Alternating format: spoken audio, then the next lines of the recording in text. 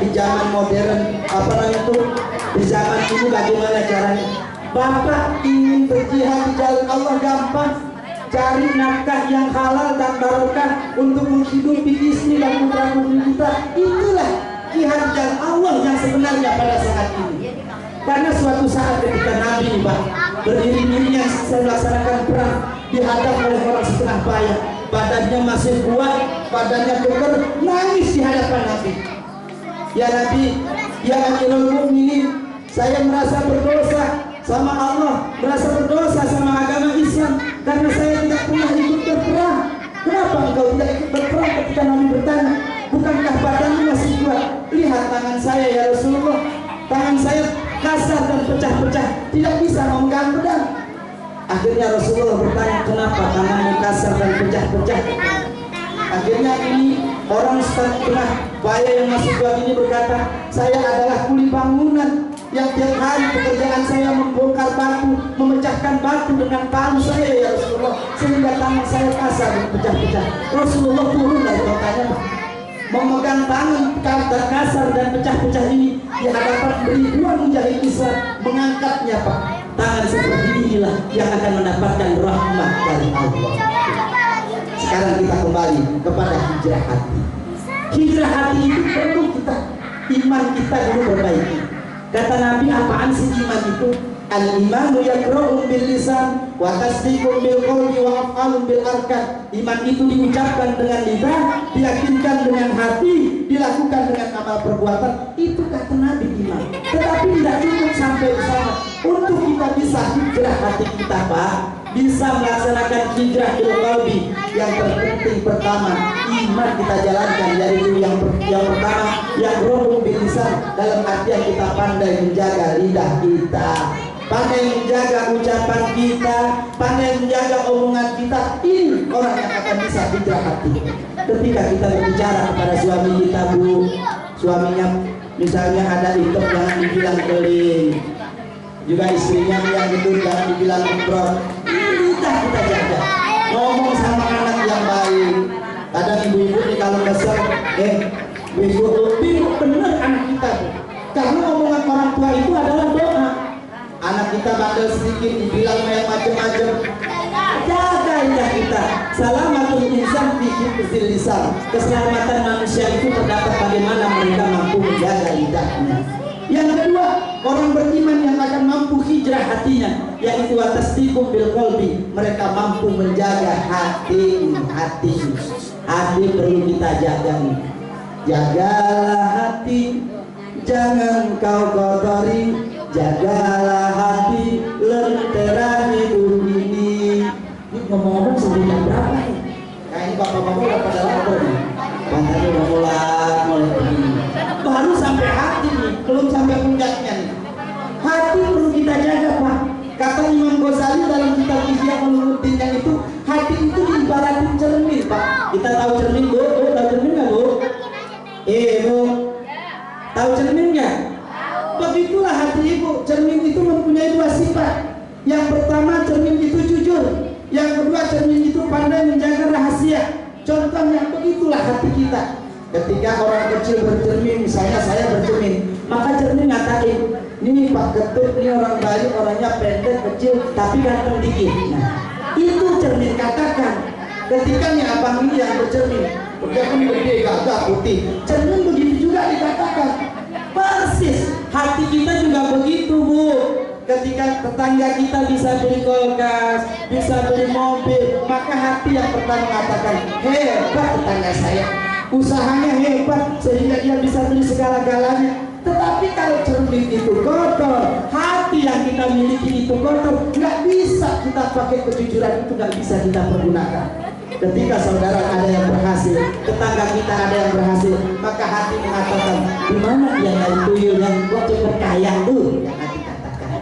Nah, sekarang dengan apa kita membersihkan hati dan lisan kita? Allah sudah menerangkan di dalam Al-Quran. Ala bizikrillahi tatmainnul qulub. Dengan banyak berzikir kepada Allah, membaca Al-Quran, inilah yang akan membersihkan hati kita nih. Islam Jaya pada saat ini Al-Quran dibaca untuk membersihkan hati kita. Kunjungi majelis taklim, banyak baca selawat untuk membersihkan hati kita.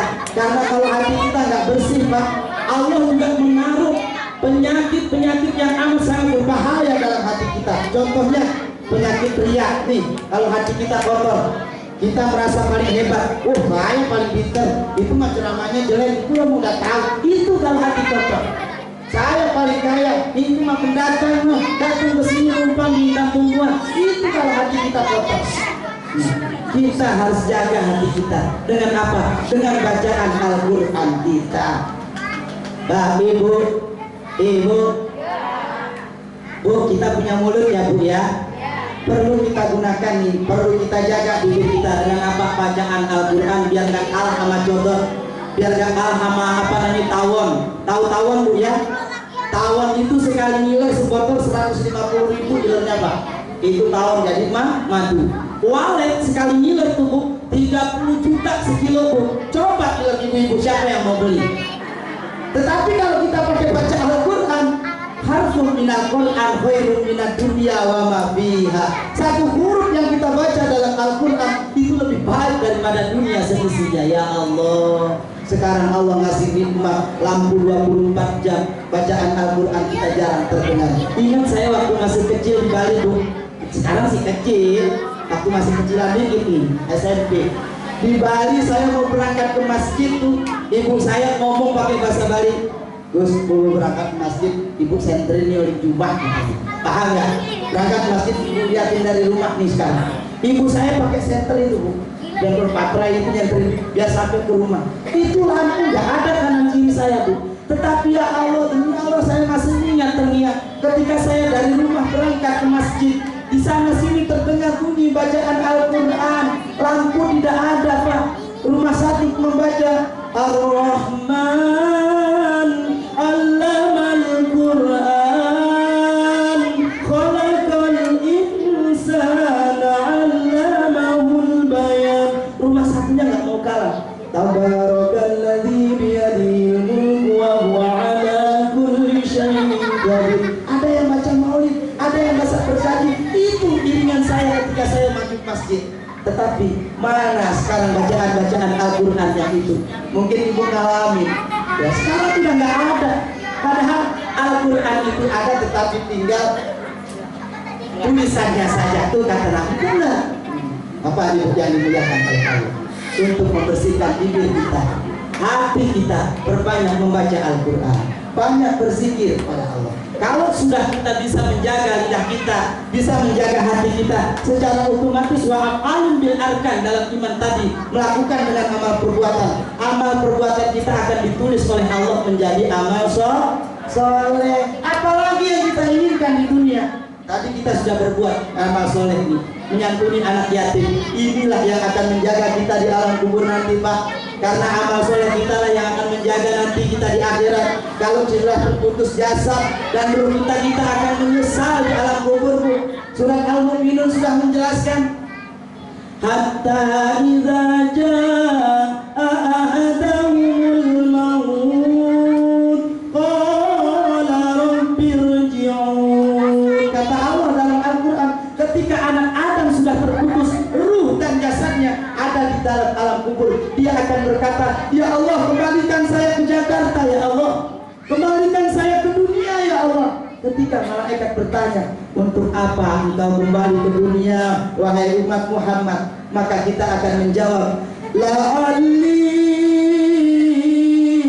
a'malu shalihan bima taraktu kalla. Ya Allah, saya ingin beramal soleh, ingin menutup amal-amal soleh yang saya pernah lupakan di dunia. Ketika itu ada santunan anak yatim, saya mau nyumbang hak jati ya Allah, saya mau sumbangkan semua harta yang saya miliki ya Allah. Tetapi sudah terlambat. Di kanan kiri kita sudah ada tembok yang amat sangat tebal. Apa itu yang dimuliakan oleh Allah?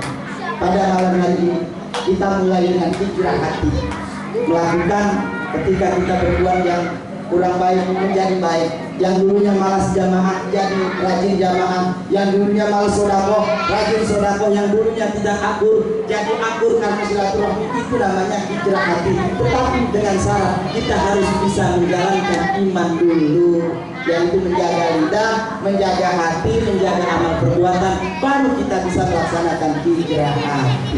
Alhamdulillah. Terakhir ibu buat santunan anak yatim.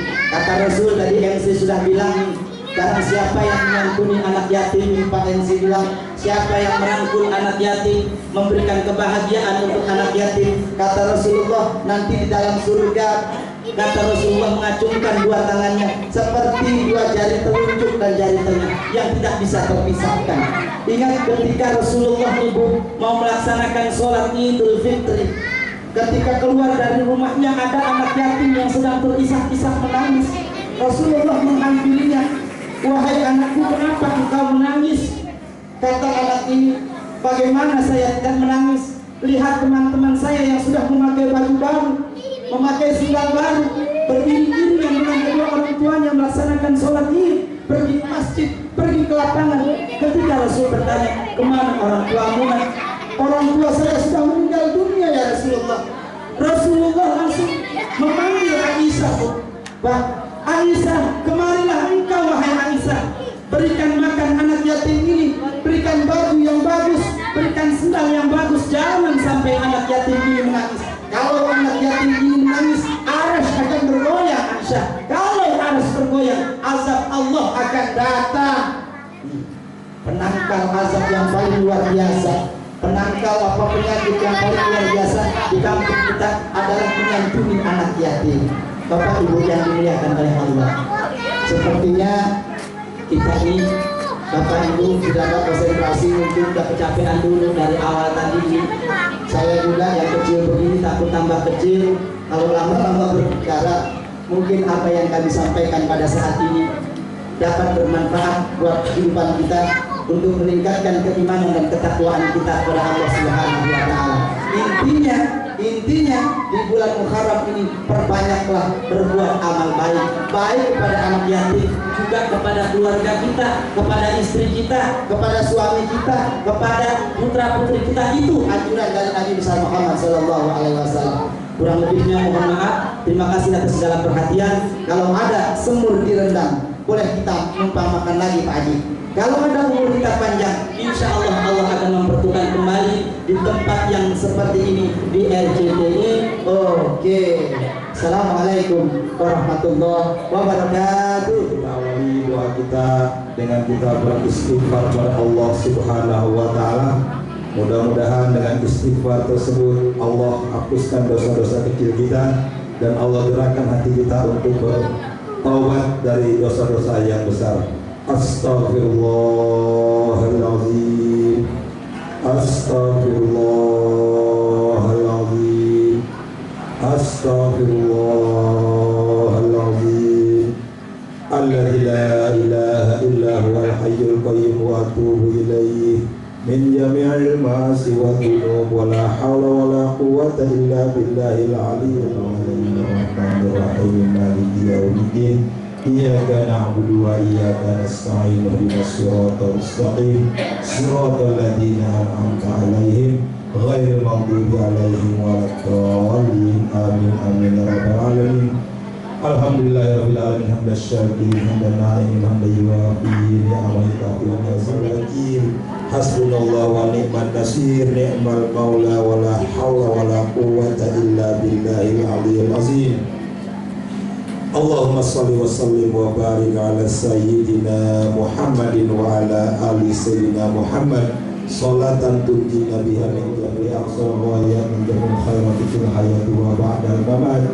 Allahumma taqabbal minna innaka antas samiul alim waghfir lana fa innaka ghafurur rahim wansurna fa innaka khairun nasirin waftah lana fa innaka khairul fatihin. Iftah lana ya Allah abwabal khair wa abwabal salamah wa abwabal rizki wa abwabal jannah wa abwabal quwwah wa abwabal barakah innaka anta khairul fatihin. Allahumma ighfir lana wa liwalidina warhamna warhamhum kama rabbawna shighara. Allahumma barik lana fi auladina, Allahumma barik lana fi auladina. Rabbana atina fid dunya hasanah wa fil akhirati hasanah wa qina adzabannar. Subhana rabbika rabbil izzati amma yasifun wassalamun alal mursalin walhamdulillahi rabbil alamin. Wallahu minkum assalamu. Mewakili panjang mohon maaf kepada para hadirin sekalian jika ada kekurangan atau hal lain sebagainya yang membuat para hadirin kurang berkenan atau kurang nyaman. Dan kami juga menginformasikan kepada para duafa ataupun anak-anak yatim yang ingin mengambil santunan dan bingkisannya bisa menghubungi panitia di belakang sana. Demikian rangkaian acara santunan anak yatim dan duafa pada bulan Muharram 1435 Hijriah ini telah dilaksanakan dengan cukup lancar. Dan kami berdoa dan kami mohon doanya juga dari para hadirin sekalian agar apa-apa yang telah kami laksanakan ini mendapatkan keberkahan dan pahala dari Allah Subhanahu wa Ta'ala. Amin amin ya rabbal alamin. Dan kami juga berterima kasih kepada para donatur yang mampu rela untuk mengorbankan dan memberikan sebagian hartanya untuk berbagi kebahagiaan kepada para anak miskin, duafa dan juga anak-anak yatim yang ada di sekitar ini. Untuk terakhir, marilah kita tutup acara ini sama-sama dengan sama-sama baca hamdalah dan doa kafaratul majlis. Alhamdulillahirabbil alamin. Subhanallahumma wa bihamdika asyhadu an la ilaha illa anta astaghfiruka wa atubu ilaik. Dan kami mohon maaf selaku MC sebesar-besarnya. Kemudian demikianlah, assalamualaikum warahmatullahi wabarakatuh.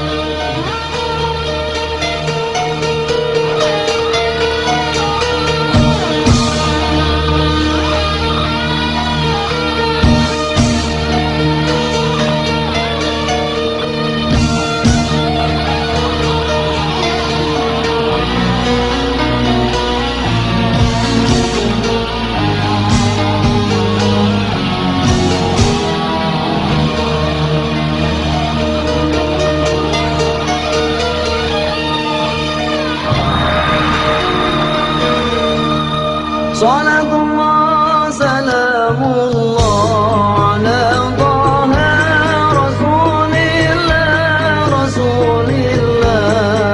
Salatullah